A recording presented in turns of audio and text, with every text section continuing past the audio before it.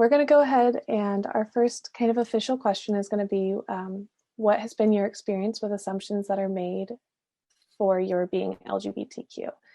So speaking from my own experience, I'll say that while I was in high school, I was very vocal about my identity, both my gender and my sexual orientation.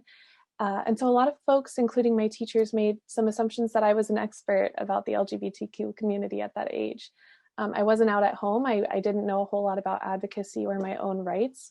And so a lot of times I was stuck in awkward or uncomfortable positions because I would be asked questions that I didn't necessarily know the answer to. So that was an assumption that folks made about me and my own experience. I'm going to open it up now to our panelists, starting with Chelsea. Okay, so I've experienced not so much assumptions about being queer, but assumptions about not being queer. And in school particularly, teachers often default to cis and straight unless students indicate otherwise.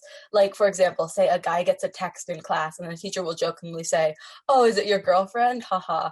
Or the teacher will see a feminine student in a skirt and be like, "Oh, that's a girl," and use she, her. And this might seem like not that harmful, but this idea of cis-het as the default can be really problematic and causes a lot of strife for queer people, particularly queer people who aren't out yet. And it would really be better if we could just limit these assumptions in any way possible. Shiloh?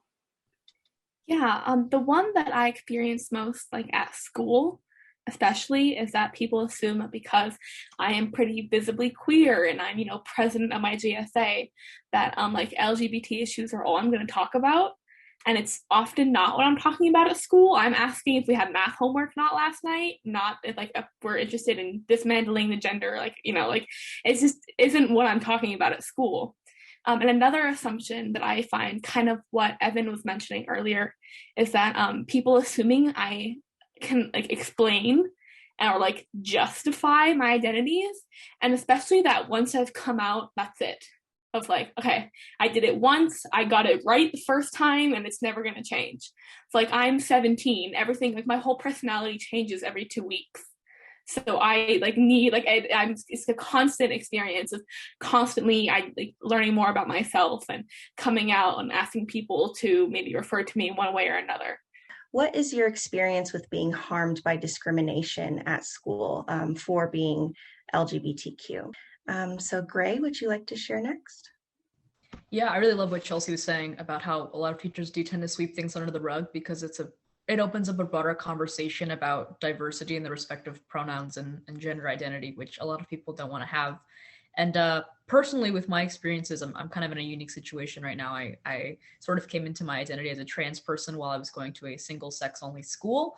So in a lot of ways, it feels a little bit more archaic there since it is a bit of like a traditional, more conservative administration.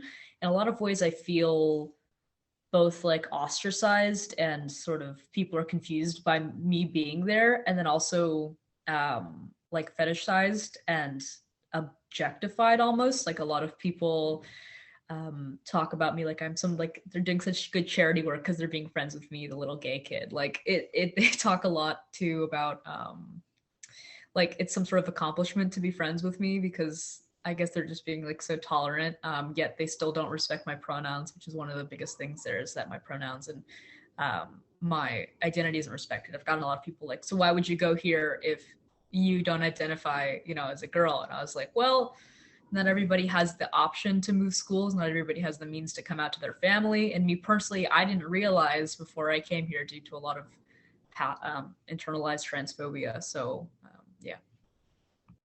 Our next question that we have is a significant tone change from our last. So what or who has been most helpful to you in becoming an empowered young person? Shiloh? Thank you.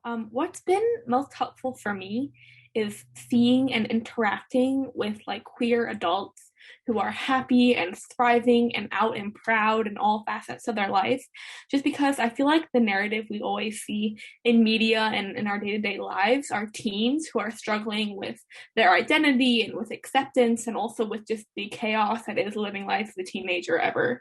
So seeing these queer adults and being like, wow, like, no, like I can grow up and be fine and have my life figured out and be okay and be still super queer, all the time.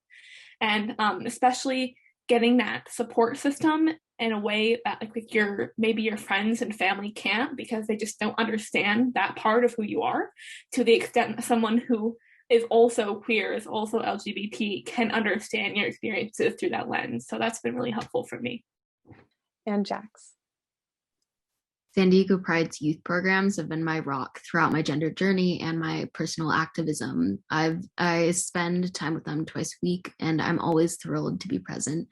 I consider a lot of the volunteers there to be family. Community support, whether it be through nonprofits or even through school, has absolutely made the biggest impact on me. We shouldn't really have to be made to debate our space and our existence, especially not in a school environment. So I'd love to hear from our panelists. Chelsea, can you go first? Yeah, thank you. I think one of the most important things teachers can do is use diverse curriculum and advocate for curriculum change. When you look at middle and high school curriculum, there's very little mention of queerness at all, which just isn't fair, right? You know, in English, we should read books about queer characters. We should read books by queer authors. And in history, we should learn about queer activism and queer people in the past. And another part of diverse curriculum is inclusive sex ed. And sex ed is currently becoming much more inclusive. Just in the time I've gone through it in middle school and high school, I've seen it grow and become more diverse, and that's amazing to watch. But one thing that's still lacking is trans-inclusive sex ed. Right now, all the sex ed we're taught in school is from a very cisgender binary viewpoint, and that just needs to change. Annalie, can you share next? Yes, I really appreciate when teachers ask for pronouns. It just makes me people feel safe. And then also showing their support for LGBTQ people by either putting up safe space posters or some form of like a gay flag or something like that. And then also the diverse curriculum. All right, Jax? As far as I'm aware, the adults at my school are already doing a fantastic job at supporting me and the other queer students there, which I'm so thankful for. The best thing that I believe school staff can do to help queer students is educating themselves. There are plenty of queer people, myself included, who are more than interested in sharing their knowledge and their experiences, especially via presentation, whether it be to one person or multiple people, etc. So finding and following queer accounts on social media, asking questions, just educating yourself in general is a basis for providing support. You can't support someone if you don't know the difference between what is helpful and what is harmful. Our final question that we have from our pre-made list is, how has the COVID-19 pandemic impacted you? Before the pandemic, I was spending a lot of time with queer people outside of school.